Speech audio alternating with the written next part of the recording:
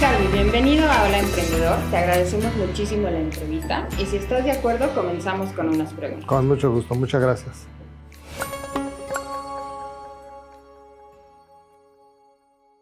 Yo trabajaba en casas de bolsa y en bancos y siempre trabajé con empresas que estaban buscando capital.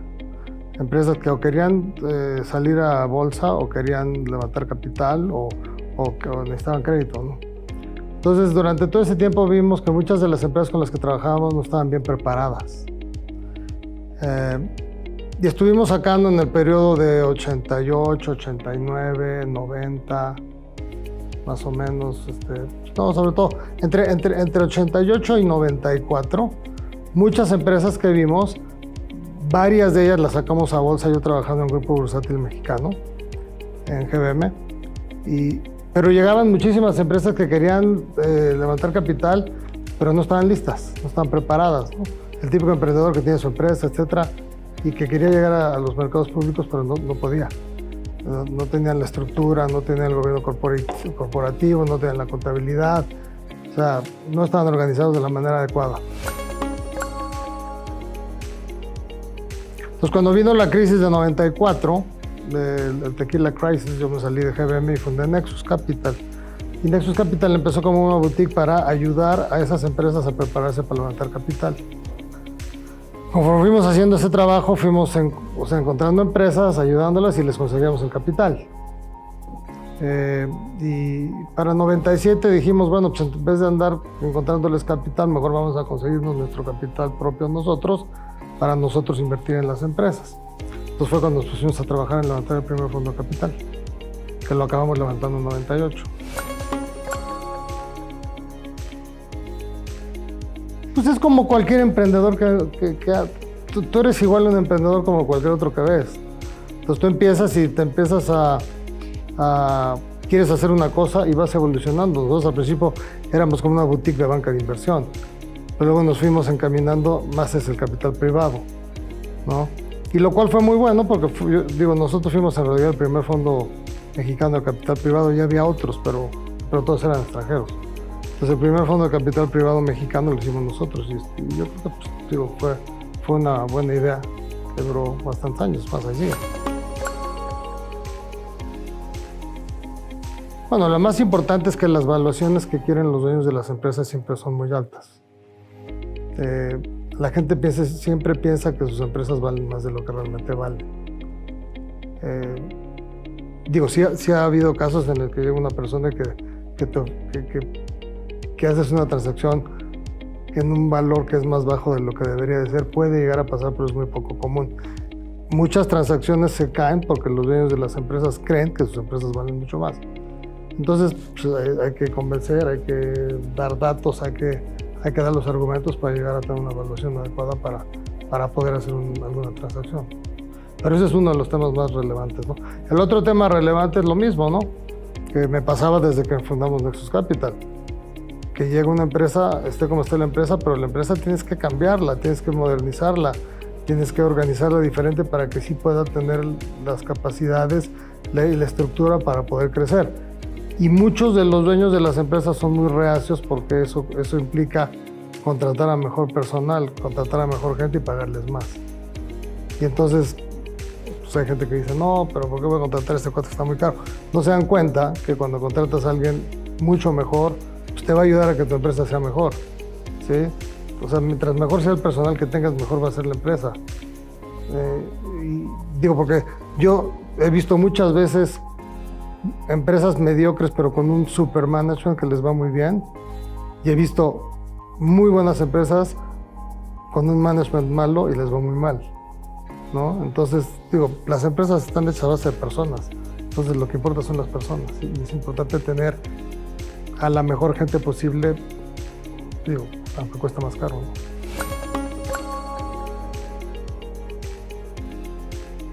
¿no? Lo interesante es ver que alguien tiene una idea y poder hacer que esa idea se materialice. Porque hay dos momentos, ¿no?, primordiales cuando sucede una cosa de estas. El cuate que se le ocurrió el negocio, el producto, el servicio, lo que sea, pero luego toda la ejecución para lograr que ese producto sea exitoso es completamente diferente a que el que tiene, o sea, a tener la idea. Y las personas que son los creativos que crean algo y los que ejecutan para que ese algo realmente llegue a los mercados, normalmente son personas diferentes, no son el mismo. Y si quieres poner al creativo a hacer la ejecución para llegar a que un producto o un servicio llegue a los mercados, no va a funcionar. Es gente que piensa diferente, piensa que actúa diferente. Entonces tienes que tener, hay ejecutores, hay managers y hay creativos, ¿no? Hay emprendedores con ideas. Pero para lograr la ejecución necesitas la combinación de los dos tipos de gente. Pero no siempre sucede. Lo que tienes que convencer en su momento, porque siempre llega el creativo, el emprendedor. Hay que convencerlo de que hay que ir a contratar a la gente adecuada para lograr que el producto o servicio llegue a los mercados. Hay que convencerlo de que hay que contratar gente buena. Y a veces eso crea problemas, ¿no? Porque luego, y particularmente en nuestras culturas latinas, la gente quiere meter a sus parientes, a sus hermanos, a sus amigos a trabajar en las empresas y eso no sirve, ¿no? Tienes que contratar al más capacitado para el puesto que quieras. Y eso hay que convencerlos.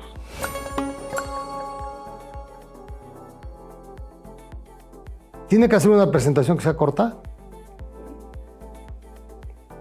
no más de 8 páginas, para mí. Con bullet points cortos, claramente diciendo cuál es la oportunidad. Y que esa presentación sea suficientemente corta para que una persona en media hora la pueda ver, se la platique, la entienda y se quede con la idea perfectamente entendida. Hay que tener eso perfectamente claro. La otra cosa que tiene que tener el emprendedor tiene que tener perfectamente claro cuál es la competencia que tiene en la industria en la que está entrando. Si no tiene perfectamente claro cuál es la competencia, y no en México, en todo el mundo, pues va a tener problemas. Porque tienes que saber quiénes son tus competidores, quién está haciendo algo parecido en el mundo, quién ya lo hizo, qué metidas de pata hizo gente antes que tú, para no cometerlas. Y tienes que analizar todo, tu entorno, tu competencia, los precios,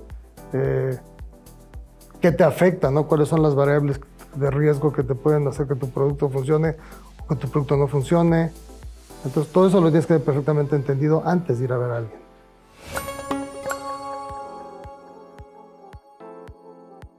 Tiene que poder explicarlo claramente y fácilmente. Si no lo puede explicar, va a ser muy difícil que la gente lo entienda. Oye, y el emprendedor, si no tiene él esas capacidades, puede contratar a alguien que sí lo haga. Y él pasar el tiempo que tenga que pasar con la persona que sí lo pueda comunicar, para que a la hora que se lo comuniquen a alguien lo hagan bien hecho.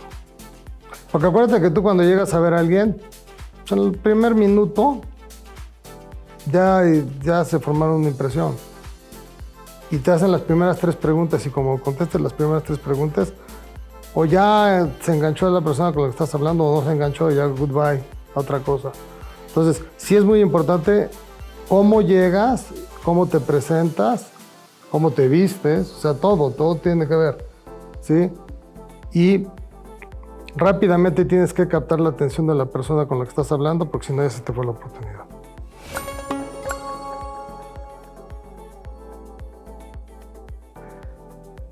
Primero tiene que ser un producto que sí sea necesario. Si no es necesario, o si ya hay muchos parecidos, es difícil. Segundo lugar, el drive que tiene la persona para llegar a mostrar tu proyecto, tienes que decir, este cuate es una bala y hay que apostar, porque estás apostando en gente, ¿no? Entonces, este cuate es una bala, hay que apostar en él porque yo creo que tiene todas las capacidades para hacer que las cosas sucedan. Y tercero, tienes que tener un poquito de claridad en el sentido de... Los gringos tienen un dicho que dice, who's gonna drive the truck? O sea, ¿quién va a llevar adelante las cosas? ¿Quién va a hacer que las cosas sucedan? ¿No? Entonces tienes que tener bien claro esas cosas para ver si realmente le metes dinero a algo, ¿no? Entonces lo que yo le digo a todo el mundo, tienes que prepararte completamente. entender la industria, entender el mercado, entender la competencia, entender las regulaciones de gobierno, o sea, entender todo lo que tiene que ver con tu negocio, tenerlo perfectamente entendido antes de hacerlo. Porque lo que sobra son gente que dice, mira, tengo esta idea, y se avientan. Y luego hay una bola de cosas que nunca analizaron, que les empiezan a pegar, y luego por eso los negocios truenan, porque nunca analizaron cosas, o nunca vieron que había un güey en Malasia que hacía algo parecido, y a mitad de precio que tú. Entonces, tienes que entenderlo, porque tarde o temprano la competencia está ahí, y la competencia es con todo el mundo, no es con México ni con Estados Unidos, es con todo el mundo. Entonces, tienes que tener todo claro. Entonces, la gente que quiere hacerlo se tiene que preparar, y la manera de prepararse pues, está en la mano. O sea, tú entras en internet y vas a encontrar toda la información que quieras, y lo que te falte lo puedes conseguir, pero tienes que prepararte y tener perfectamente analizado la industria, el mercado particular en el que estás, la competencia, y ver quién ha hecho cosas parecidas que les ha ido mal y a quién le ha ido bien en cosas relativamente parecidas, ¿no? Es súper importante.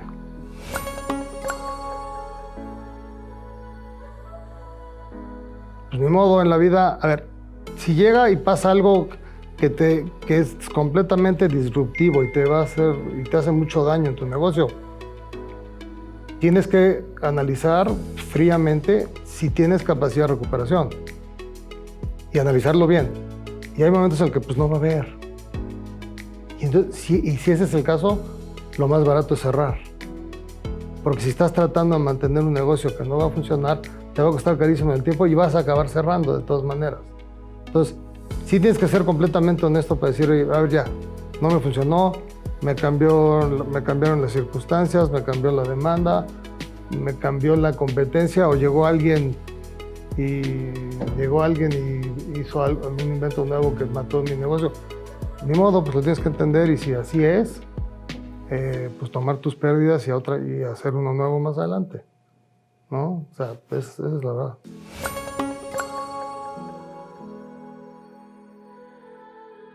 Mira, olvídate de la pandemia, te lo voy a poner con la política. Si gana un partido, porque la política es recurrente, ¿no? Siempre pasa. Las pandemias, pues a lo mejor en 100 años hay otra, ¿no? Pero si gana un partido, es una serie de circunstancias, hay una serie de ganadores y una serie de perdedores. Si gana un partido.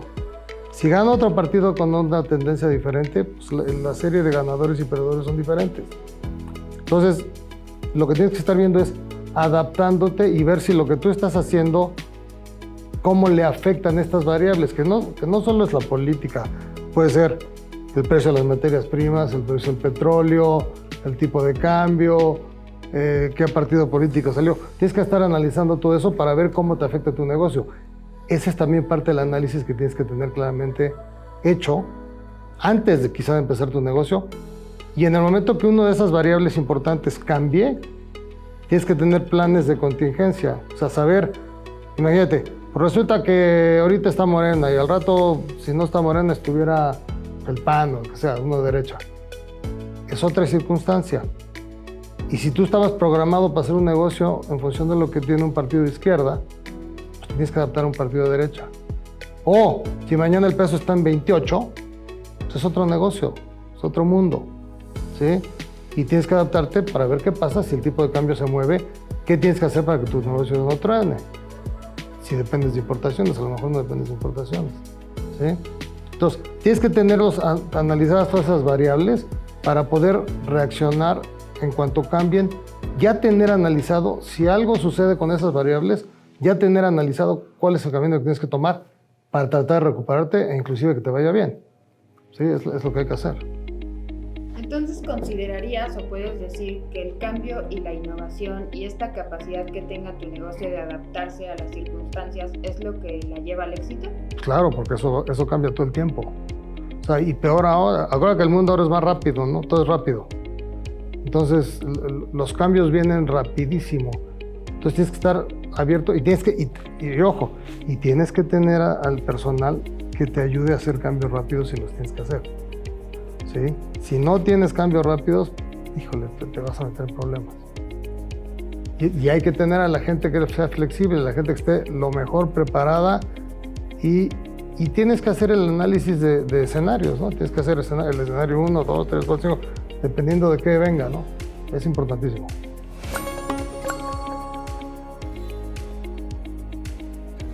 A ver, yo creo que hay tantas y cada día están refinando y están saliendo muchas muy buenas para invertir. Tienes que buscar la que te guste, la que para ti, porque cada quien tiene sus maneras de hacer las cosas. Tienes que ir encontrando, y a lo mejor no es una, a lo mejor es una combinación de aplicaciones para hacerlo. Pero todas son súper útiles porque la información está ahí y ya te la presentan bastante analizada en muchos casos. Entonces están haciendo un trabajo que antes lo tenías que hacer tú, ya te lo están dando. Y eso la verdad es que es una ventaja fenomenal para poder estar invirtiendo y lo más interesante es que ahora puedes estar invirtiendo desde tu casa, ¿no? No tienes que estar en un banco, no tienes que estar en una oficina, en una casa de bolsa. No, lo puedes estar haciendo desde tu casa y muchísima gente lo hace hoy en día. Y eso te da mucha flexibilidad y te da libertad, ¿no?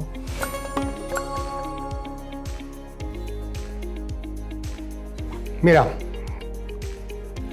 en la vida hay momentos en los que no hay que hacer nada. Cuando las cosas no están claras, no hay que tomar decisiones importantes, hay que esperarse. En el caso particular de México en este momento, ahorita tenemos la pandemia, yo creo que la pandemia en México va a durar un rato, ¿sí? Para que tengamos el número de gente vacunada suficiente para que esta cosa esté más o menos controlada, yo creo que nos falta bastante más tiempo. Año y medio, seguramente. Afortunadamente la política se va a aclarar ahorita el 3 de junio y ya tendremos claridad de qué pasa. Ya vamos a saber qué pasa. Porque hace un año que empezó este tema del COVID, pues estaba terrible porque teníamos la pandemia y teníamos la política, ¿no? Y la desaceleración económica y todo el tema, ¿no? Ahorita se están acelerando la economía, sí. Parecería que ciertos sectores están avanzando, otros no. Pero se están aclarando cosas que estaban completamente confusas hace 6, 8 meses, 12 meses. La política se nos va a aclarar, pero se aclara por un rato, porque de 3 años otra vez el mismo rollo. Pero cuando las cosas están tan inciertas, a veces lo mejor es no hacer nada, esperarse a que se aclaren. A menos que tengas el supernegocio que sea inmune a todas estas cosas, que es poco común. Entonces, esa es un consejo, esperarse a que tengan claridad para lo que quieren hacer. Número 2, y la verdad es que no debería ser, pero pues así es. Cualquier persona que quiera emprender un negocio tiene que hablar inglés. Y en México el número de gente que habla inglés es verdaderamente raquítico, considerando que tenemos una frontera de 3,000 kilómetros con los gringos. Y que nuestra economía depende del 85% de los gringos. Y nuestro turismo depende del 80% de los gringos. Y las compañías grandes contratan una cantidad de gente increíble. Entonces, para lo que quieren hacer en México, para poder analizar la competencia de todo el mundo, para analizar todo lo que está pasando en todos lados del planeta, tienen que hablar inglés. Si no hablan inglés, primero aprendan inglés y luego dedíquense a aprender. Es súper importante.